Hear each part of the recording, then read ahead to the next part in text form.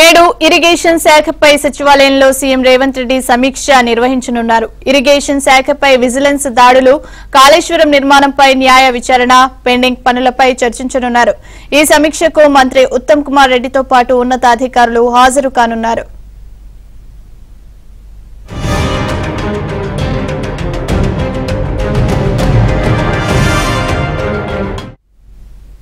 మరింత సమాచారాన్ని మా కరెస్పాండెంట్ రాజేష్ అందిస్తారు. రాజేష్, చెప్పండి, ఇరిగేషన్ శాఖతో మనకు ముఖ్యమంత్రి రేవంత్ రెడ్డి అయితే సమీక్ష నిర్వహించనున్నారు. ఇందులో ఎలాంటి అంశాలను చర్చించే అవకాశం ఉంది? ఎందుకంటే ఇటీవలే ఉత్తమ్ కుమార్ రెడ్డి బృందం కూడా మేడిగడ్డ బ్యారేజ్ ని సందర్శించారు. దీనికి సంబంధించిన అప్డేట్స్ ఏంటి?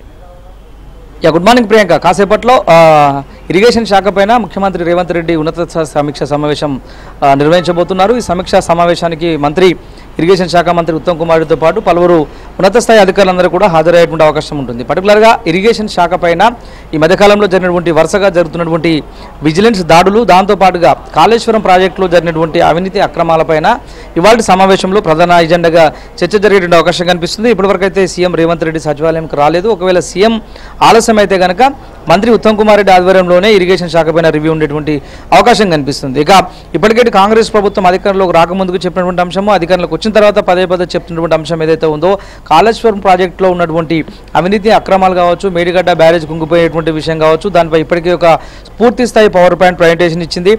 కాళేశ్వరం ప్రాజెక్టు మొదట్లో అనుకున్నటువంటి అంచనాలకు భిన్నంగా దేశంలోనే ఎక్కడ ఏ ప్రాజెక్టుకు లేనంతగా భారీ స్థాయిలో దానికి నిధుల మళ్లింపు జరిగింది. నిధుల మళ్లింపు జరిగిన తర్వాత అందులో భారీగా కమిషన్లకు బీఆర్ఎస్ పార్టీ నేతలు ప్రయత్నం చేశారు. కాళేశ్వరం ప్రాజెక్టు పైన సమగ్ర విచారణ జరిపించేందుకు కాంగ్రెస్ ప్రభుత్వం సిద్ధంగా ఉందంటూ గతంలోనే పదే వాళ్ళు అనౌన్స్ చేస్తూ వస్తున్నారు. దానిపైన ఇప్పటికే పవర్ పాయింట్ ప్రజెంటేషన్ జరిగింది. గతంలో కేబినెట్ సమావేశం జరిగింది.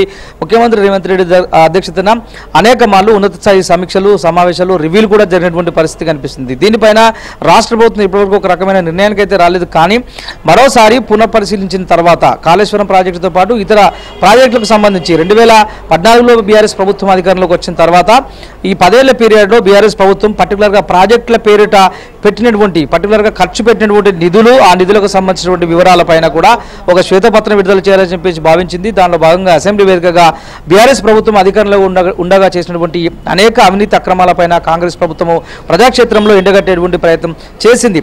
అయినప్పటికీ దీనికి కౌంటర్గా బీఆర్ఎస్ పార్టీ తెలంగాణ భవన్లో పవర్ పాయింట్ ప్రజెంటేషన్ చేసి వివరించేటువంటి ప్రయత్నం చేసినప్పటికీ కూడా ప్రాజెక్టుల విషయంలో జరుగుతున్నటువంటి అవినీతి అక్రమాలకు కాంగ్రెస్ ప్రభుత్వం ఇప్పటికైనా బ్రేక్ వేయబోతుంది. కాబట్టి కాళేశ్వరం ప్రాజెక్టుని సాగ్గా చూపి, గతంలో కాళేశ్వరం ప్రాజెక్టు అంటే కేసీఆర్ కుటుంబానికి ఏటీఎంగా మారిందంటూ పదే బీఆర్ఎస్ ప్రభుత్వం, అటు బీజేపీ ప్రభుత్వం కావచ్చు, కాంగ్రెస్ నేతలు కావచ్చు, వారిపైన విమర్శలు చేసినటువంటి పరిస్థితి కనిపించింది. దీనిపైన ఇవాళ జరగబోతున్నటువంటి ఒక సమీక్ష సమావేశంలో ఇరిగేషన్ శాఖ పైన విజిలెన్స్ అధికారుల దాడులకు సంబంధించినటువంటి నేపథ్యం ఏంది, ఏ ఉద్దేశంలో భాగంగా విజిలెన్స్ అధికారుల దాడులు కొనసాగుతున్నాయి, కాళేశ్వరం ప్రాజెక్టును మరోసారి విజిట్ చేయాలా వద్దా, ఇప్పటికే విజిట్ చేసి వచ్చినటువంటి రిపోర్ట్ రాష్ట్ర ప్రభుత్వం వద్ద ఉంది. కాబట్టి దీన్ని భవిష్యత్తులో న్యాయ సలహాలు, న్యాయ నిపుణుల సూచనలు తీసుకొని ఏ విధంగా గడిచిన ప్రభుత్వం పైన న్యాయ విచారణకు ఆదేశించాలి, ఏ విధంగా ముందుకెళ్లాలనే అంశంపైన ఇవాళ జరుగుతున్నటువంటి ఉన్నత స్థాయి సమీక్ష సమావేశంలో డిస్కషన్కి వచ్చేటువంటి అవకాశం అయితే కనిపిస్తుంది. ఇక దీంతో పాటుగా ఆన్గోయింగ్ స్కీమ్స్ కు సంబంధించి మొన్నటి కాంగ్రెస్ ప్రభుత్వం అనౌన్స్ చేసినటువంటి ఆరోగ్య గ్యారంటీ స్కీమ్లకు సంబంధించిన అంశంలో